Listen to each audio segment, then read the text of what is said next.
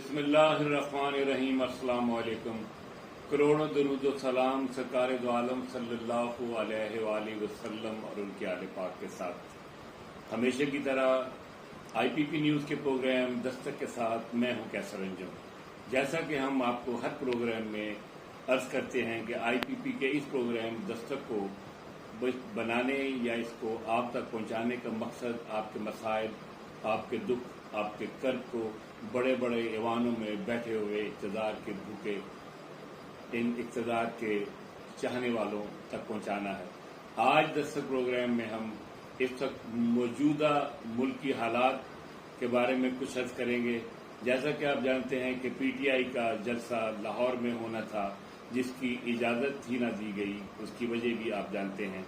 सबसे पहले पीटीआई के जलसे को लाहौर में मुनक्कद करने की इजाज़त के हवाले से इन्होंने सगियां पुल के पास जो एक मवेशी मंडी है वहां इजाज़त दी गई। फिर इन्होंने शाहपुर कांजरा मुल्तान रोड पे इजाज़त दी। फिर उसके बाद उन्होंने इसको भी मनसूख कर दिया क्योंकि पीटीआई वालों का एहतजाज था।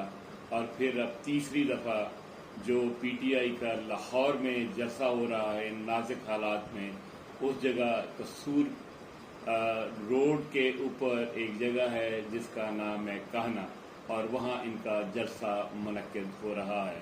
कितने अफसोस की बात है, कितनी हैरान कुन बात है कि मवेशी मंडियों में अब ऐसे जलसे हुआ करेंगे।